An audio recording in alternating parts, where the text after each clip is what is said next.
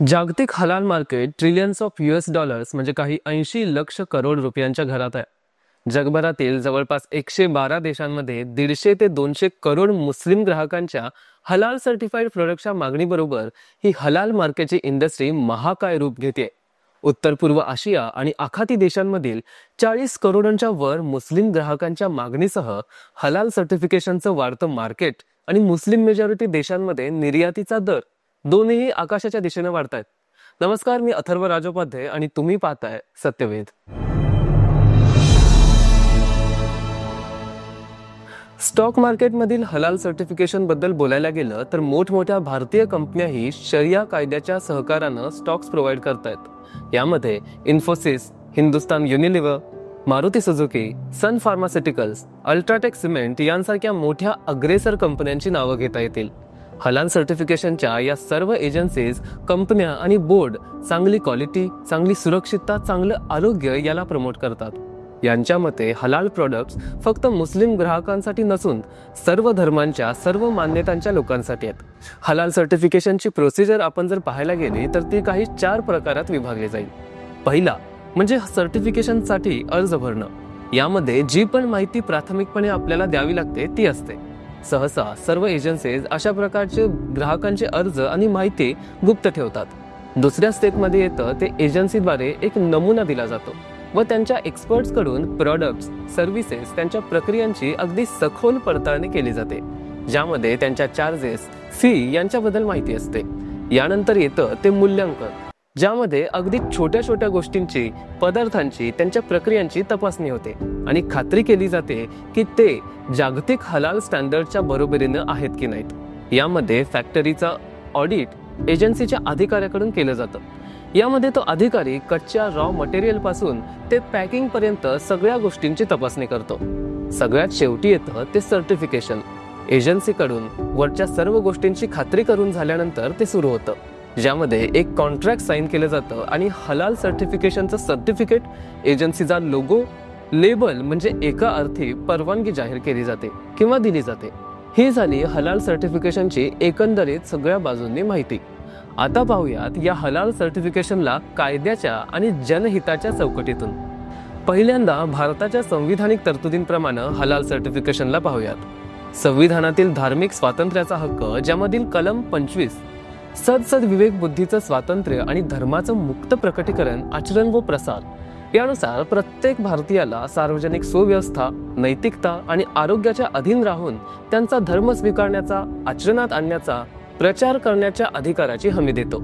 हलाल सर्टिफिकेशन हे या तरतुदीच्या अंतर्गत येतं, कारण ते मुस्लिम लोकांच्या धार्मिक गरजा पूर्ण करणाऱ्या आहारासंबंधी आहे। कलम 14, 15, 16 जे समानतेचा हक्क भारतीय नागरिकांना देतात। या कलमांचा थोडक्यात सारांश बघितला तर तो असा होतो: कायद्यापुढील समानता आणि कायद्याचं समान संरक्षण प्रत्येक व्यक्तीचा हक्क आहे। धर्म, वंश, जात, लिंग किंवा जन्मस्थान या कारणांवरून कोणत्याही प्रकारच्या भेदभावाला भारतीय संविधान मनाई करतं। सार्वजनिक सेवा योजना आणि नियुक्तीसाठी सर्वांना समानता व समान संधी भारतीय संविधान देतं। या सर्वांच्या अंतर्गत हलाल सर्टिफिकेशन संविधानाकडून एका अर्थी ग्राह्य धरलं जात आहे। स्वातंत्र्याच्या हक्कांमध्ये कलम 19 छ कोणताही पेशा आचरण्याचा किंवा कोणताही व्यवसाय, व्यापार, धंदा चालवण्याचा हक्क।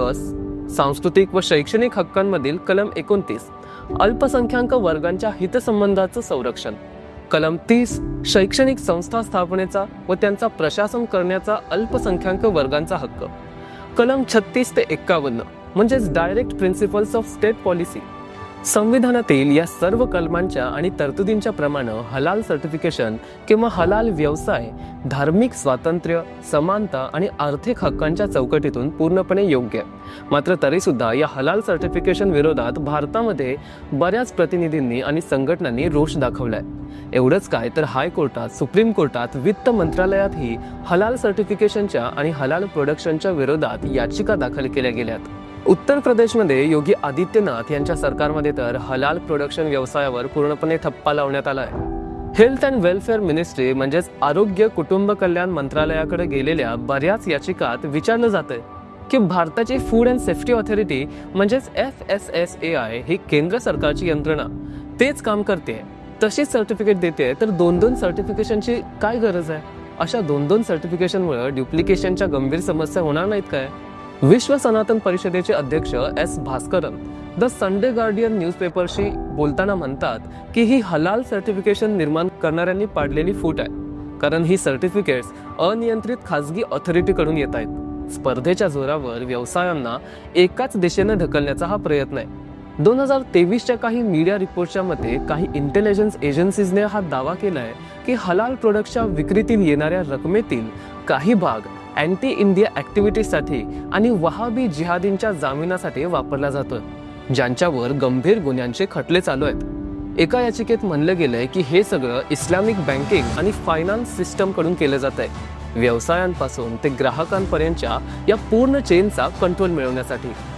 हिंदू जनजागृती समितीचे राष्ट्रीय प्रवक्ते रमेश शिंदे आपलं पुस्तक हलाल जिहादच्या लॉन्च वेळी म्हणतात की हलाल दुसरं तिसरं काही नसून हिंदूंवर लादला जाणारा जिझिया टॅक्सच आहे. कर्नाटका हायकोर्टचे वकील किरण बेताडपूर म्हणतात हलाल सर्टिफिकेट सरकारच्या एजन्सीकडून नाही तर खाजगी मुस्लिम संघटनांकडून पुरवलं जात आहे. या हलाल आर्थिकतेतच मुस्लिमच असणं सक्तीचं आहे. चेन्नईतील एका बेकरीत जैन पद्धतीनं अंडी न घालता पदार्थ बनवले जातात, तिथे मुस्लिम स्टाफ अलाउड नाही हे कळल्यावर त्या बेकरीवर ऍक्शन घेतली गेली. तर मग हलाल का बरं नाही?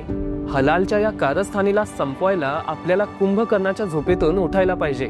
हलाल सर्टिफिकेशन बद्दलची मतमतांतरं अजूनही चर्चेत आहेत आणि अजूनही भारतात काही ठिकाणी हे हलाल सर्टिफिकेशन बॅन आहे, तर बाकी ठिकाणी हे सर्रास चालतंय. भारताच्या जनहिताच्या दृष्टीनं किती प्रमाणात हे योग्य आहे आणि नाही हे सांगायला सरकार ही कुचराई करते म्हणायला हरकत नाही. हे हलाल सर्टिफिकेशन संविधानानं किती व्हॅलिड दाखवलंय आणि पक्षपातानं किती माखलंय यासाठी याचा अजून सखोल अभ्यास करावा लागेल. तुम्हाला हा व्हिडिओ आवडला असेल तर लाईक करा, शेअर करा आणि सबस्क्राईब करा आपल्या सत्यवेद या यूट्यूब चॅनलला. तोपर्यंत नमस्कार.